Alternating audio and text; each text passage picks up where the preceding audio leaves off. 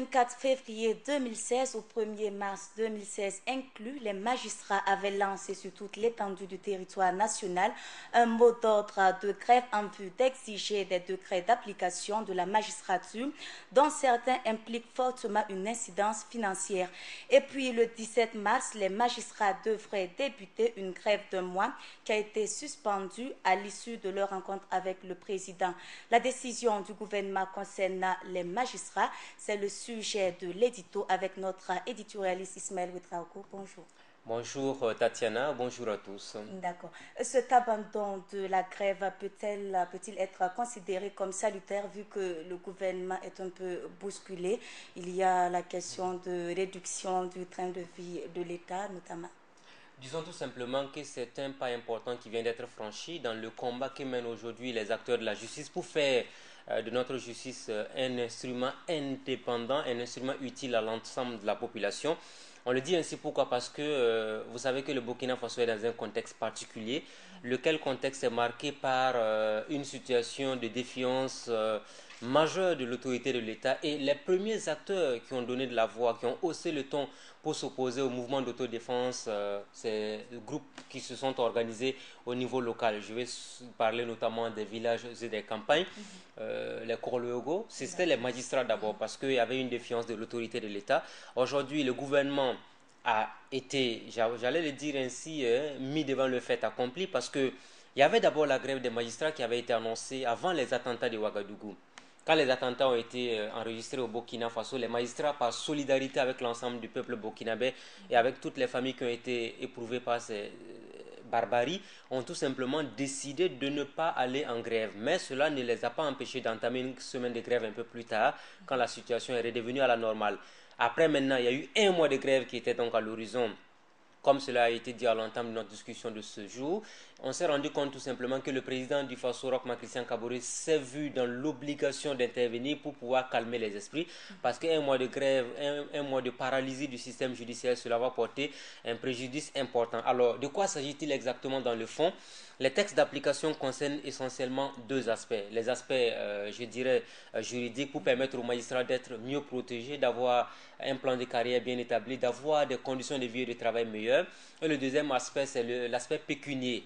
C'est vrai que l'aspect pécunier, c'est un sujet qui fâche, parce que je sais que dès les premières revendications qui avaient été prononcées par les magistrats, on parlait des montants qui tournaient autour d'environ 750 000 francs CFA quand on sort comme magistrat dès la première année de service. Chose qui avait été du reste contestée par beaucoup, parce qu'aujourd'hui, avec le décret d'application des textes qui a été pris en Conseil des ministres au Burkina Faso, le gouvernement fait un pas important à l'endroit du secteur judiciaire, afin que définitivement au Burkina Faso on puisse avoir un secteur judiciaire débarrassé de toute corruption. C'est le premier élément majeur qu'on doit souligner. Deuxième élément, un secteur judiciaire propre. Troisième élément, un secteur judiciaire qui sera au service de tout le monde.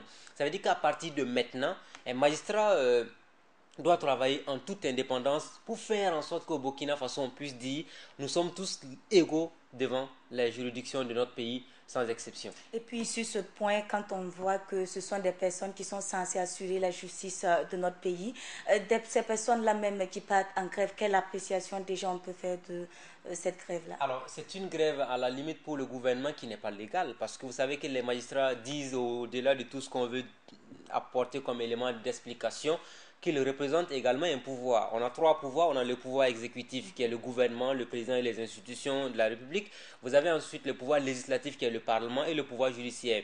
Vous savez, le plus grand combat que mènent aujourd'hui les magistrats, c'est de faire en sorte qu'ils soient alignés sur les mêmes types de pouvoirs que les membres du gouvernement et les députés. Un membre du gouvernement, ce qu'on ne dit pas publiquement et régulièrement au Burkina Faso, le salaire brut des membres du gouvernement, ça fait 650 000 francs CFA. Vous avez également des avantages liés. Quand on est ministre, à tout casser, on tourne autour d'1 million de francs CFA. C'est exactement la même chose pour les députés qui ont consenti un abattement de leur salaire de 19%. Ça tourne autour de 900 000 francs CFA. Alors quand on ajoute les autres indemnités, on est un peu plus d'1 million de francs CFA comme salaire pour les députés. Alors quand on arrive au niveau des magistrats, avec la nouvelle configuration qui a été acceptée par le gouvernement, tout porte à croire qu'on s'acheminerait également vers un tel montant en termes de rémunération. Ce qui crée aujourd'hui donc une grosse polémique au sein des médecins, parce qu'on parlera de la fonction publique hospitalière. Le plus gros souci, c'est quoi? Vous avez un magistrat qui a bac plus 4, qui va à l'ENAM, qui fait 2 ans de formation, il sort avec bac plus 6, Au début, leur salaire tournait autour de 300 à 400 000 francs. Le médecin, lui, il finit de faire 8 années d'études, médecin généraliste, cela s'entend, mais il sort, il n'a même pas souvent 200 000 ou 250 000 francs CFA. Il y a donc une dichotomie entre les traitements qui sont réservés aux différents acteurs de l'État, donc du coup, ça crée des frustrations. Est-ce que vous pensez que les raisons qui ont été avancées pour ce soir à cette grève-là sont valables? Est-ce que c'est acceptable? Mais les magistrats n'ont plus le choix parce qu'ils ont demandé à ce qu'on applique les décrets d'application de leurs conditions de vie et de travail. Le gouvernement a consenti à respecter ce qui a été demandé par les magistrats. Il n'y a plus raison d'aller en grève. Maintenant, il y a des retenues qui ont été opérées sur leur salaire par rapport aux grèves qui ont été enregistrées. Ils ont décidé de subir cette retenue à la source. Mais toujours est-il qu'aujourd'hui, c'est un pas important qui a été franchi parce que le gouvernement a décidé d'accepter euh, un combat qui a été mené par un syndicat. Maintenant, on espère que les autres syndicats ne vont pas dire quand on met la pression, on règle nos problèmes. À la limite, c'est comme si on allait mettre la pression sur le gouvernement un peu partout pour qu'on arrive à dire on donne de meilleures conditions de vie à tout le monde. Maintenant, il ne suffit pas de dire qu'on donne des meilleures conditions de vie et de travail. Si on donne des meilleures conditions de vie et de travail et à la dernière minute on n'arrive pas à satisfaire, ça devient problématique. Il faut le dire que dès le début de cette grève-là, le ministre de la Sécurité, le ministre de la Justice, pardon, avait annoncé qu'il y aurait des personnes qui seront réquisitionnées pour assurer le service minimum. Mais le constat est tout autre parce qu'on a constaté que les bureaux étaient pratiquement vides. Est-ce qu'il y a eu des mesures à ce niveau? Le ministre ne pouvait absolument rien faire à ce niveau-là. Lui, les magistrats, vous savez que le ministre René Bagora était également syndicat des magistrats. Il a été responsable syndical.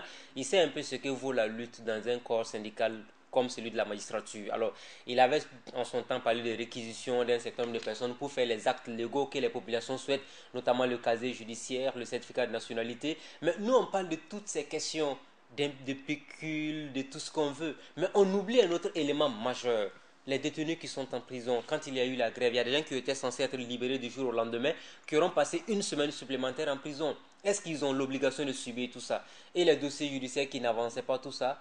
Mais bon, comme on est dans un état où les gens, quand ils quittent la prison, ils ne veulent plus aller revendiquer. Sinon, en temps normal, si du fait de la grève des magistrats que vous n'êtes pas censé subir, vous faites une semaine de plus en prison, si vous sortez, vous devez porter plainte. D'accord. Autre sujet sur lequel nous allons nous intéresser dans l'édito, il s'agit de la fonction publique hospitalière. Lors du Conseil des ministres du 23 mars dernier, le ministre de la Santé a fait une communication relative à la réforme globale du système sanitaire au Burkina Faso. Et compte tenu de la complexité du dossier, le Conseil a instruit les ministres concernés d'engager la réflexion pour la mise en place d'une fonction publique hospitalière. Quelles peuvent être les implications de la mise en place de cette fonction publique hospitalière?